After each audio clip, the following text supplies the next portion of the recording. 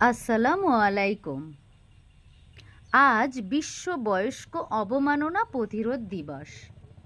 প্রতি বছর 15ই জুন এই দিবসটা পালিত হয়।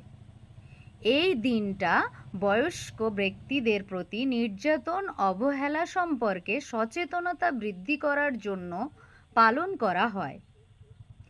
এর মূল লক্ষ্য হল বিশ্বব্যাপী মানব সম্প্রদায়কে বয়স্কদের প্রতি সম্মান ও যত্ন প্রদানে উৎসাহিত করা এবং তাদের অধিকার রক্ষার জন্য সচেতনতা তৈরি করা।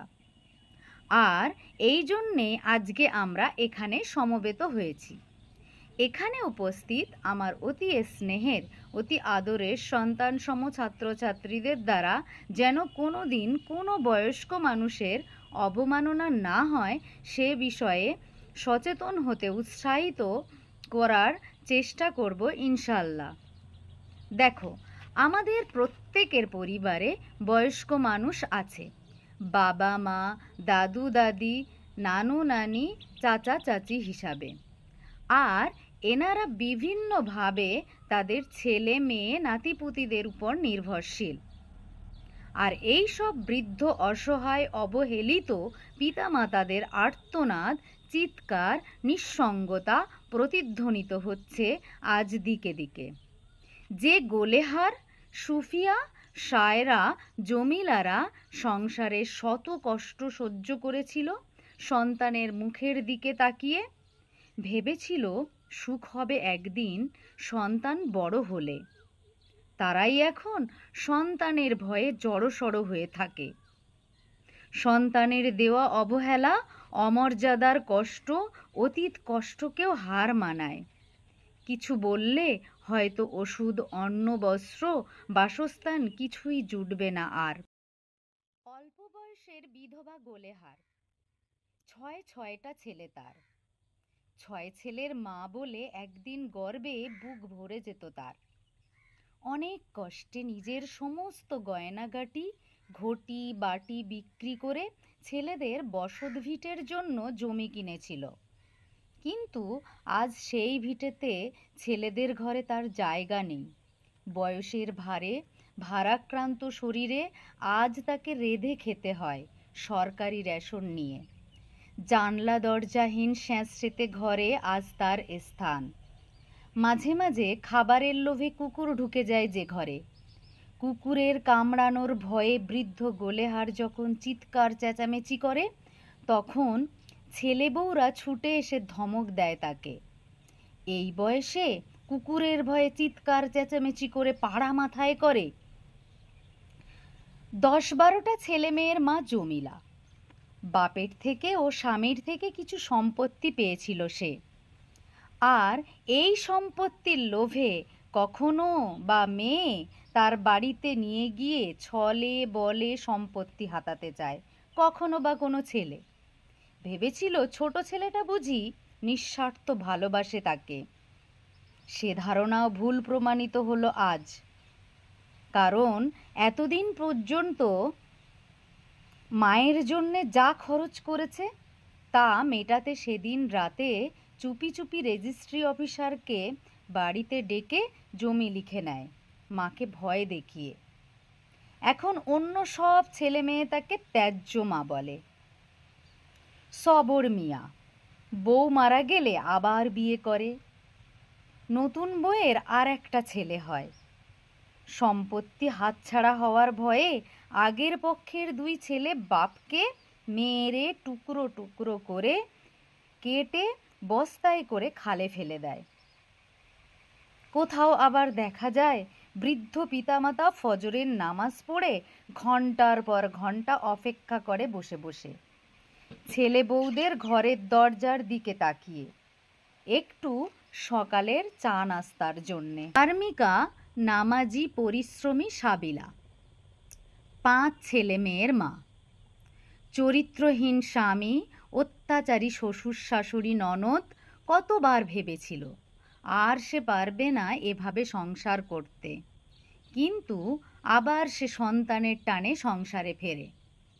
ভেবেছিল কোনো এক সময় সব ঠিক হয়ে যাবে, কিন্তু কোথায় তা। সে আজ ব্যাকডেটেড তার ছেলে মেয়েদের কাছে।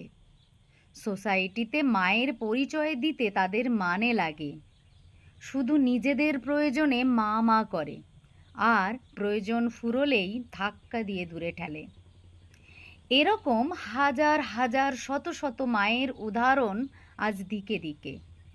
সন্তানের সুশিক্ষার অভাব, পারিবারিক ও সামাজিক মূল্যবোধ, ধর্মীয় অনুশাসন ও নৈতিক শিক্ষার অভাব ও সর্বোপরি সন্তানের মানসিকতা ও সামাজিকীকরণে ঘাটতি এবং অপসংস্কৃতির চর্চা ইত্যাদি কারণে বর্তমান সমাজের এই চিত্র।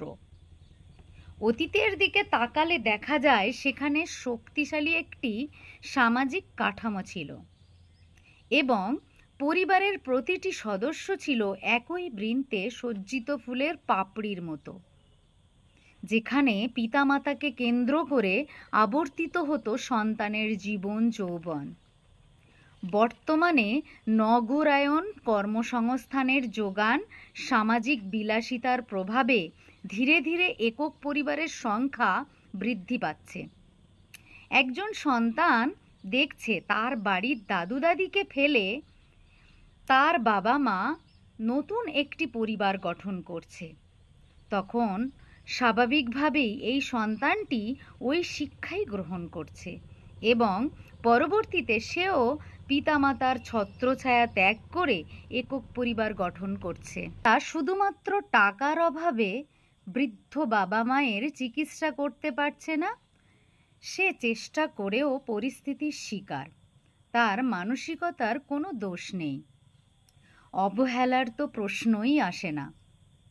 কিন্তু বৃদ্ধ পিতামাতার প্রতি কর্তব্য পালনে পূর্ণ সামর্থ্য ও সময় থাকা সত্ত্বেও যদি কোনো সন্তান উপেক্ষা আর অবহেলা করে, তো সেটা তার মানসিক সমস্যা।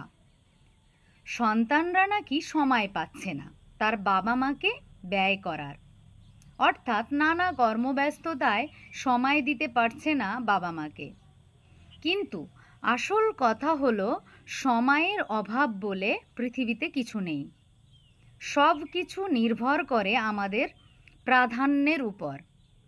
তাই দিন শেষে আমাদের প্রাধান্য যদি পিতামাতা না হয়ে অন্য কিছু হয়, একটু অবসর পেলেই মোবাইলে ডুব দেওয়ার সময় হয়, কিন্তু মাকে একটিবার জিজ্ঞাসা করার সময় হয় না মা ভালো আছে কিনা, বাবাকে জিজ্ঞাসা করার সময় হয় না বাবা ওষুধগুলো ঠিকমতো খাচ্ছে কিনা। পাশাপাশি ঘরে বাস করেও সপ্তাহ, মাস, বছর কেটে যায়, অথচ মা বাবার মুখের দিকে ভালো করে তাকাবার সময় হয় না। আর এসবের জন্য তো তার সুশিক্ষা, ধর্মীয় মূল্যবোধ ও মানসিকতার উপর আঙুল উঠবে। একজন সুস্থ মানুষ সর্বোচ্চ ৪৫ ডেল একক ব্যথা সহ্য করতে পারে, আর সন্তান জন্মদানের সময় একটা মা যে পরিমাণ ব্যথার সম্মুখীন হন তা ৫৭ ডেল এককের বেশি, যা একজন সুস্থ মানুষ বা স্বাভাবিক মানুষকে দিলে অনায়াসে তার শরীরের ২০টি হাড় ভেঙে যাবে, যা সন্তানের জন্য মায়ের সর্বোচ্চ বিসর্জন, আর সেই মায়ের প্রতি আমাদের নিষ্ঠুরতম আচরণ। প্রতিটি ধর্মে সৃষ্টিকর্তার পরে পিতামাতার স্থান দেওয়া হয়েছে। ইসলাম ধর্মের পবিত্র কুরআনে বলা হয়েছে, তোমার পিতামাতা তোমার জীবদ্দশায় বার্ধক্যে উপনীত হলে তাদের বিরক্তিসূচক দৃষ্টিতে দেখো না। সনাতন ধর্মের বৈবৃত্য পুরাণে বলা হয়েছে, ১০০ আচার্যের তুলনায় একজন পিতামাতার গৌরব বেশি এবং সহস্র পিতা অপেক্ষা মাতা সম্মানিয়া। গৌতম বুদ্ধ বলেছেন, মাতা পিতা ব্রহ্মার চেয়েও শ্রেষ্ঠ, তাদের প্রতি সম্মান জানানো আমাদের কর্তব্য। তাই আমাদের সবাইকে এটা মনে রাখতে হবে যে আমরাও সবাই একদিন বয়স্ক হব, বৃদ্ধ হব, আর এজন্যেই বয়স্ক অবমাননা হওয়া ও করার পাপ থেকে আমাদের বাঁচতে হবে, দূরে থাকতে হবে। তাই এসো আমরা প্রচেষ্টা চালাই একসাথে, নিজ পরিবার হতে অন্য পরিবার সবখানে। বয়স্কদের প্রতি অন্যায় দেখলেই প্রতিবাদ করি সাথে সাথে, কথা বলি চুপ না থেকে। অবমাননা হওয়া ও করার পাপ থেকে আমাদের বাঁচতে হবে, দূরে থাকতে হবে। তাই এসো আমরা প্রচেষ্টা চালাই একসাথে, নিজ পরিবার হতে অন্য পরিবার সবখানে। বয়স্কদের প্রতি অন্যায় দেখলেই প্রতিবাদ করি সাথে সাথে, কথা বলি চুপ না থেকে।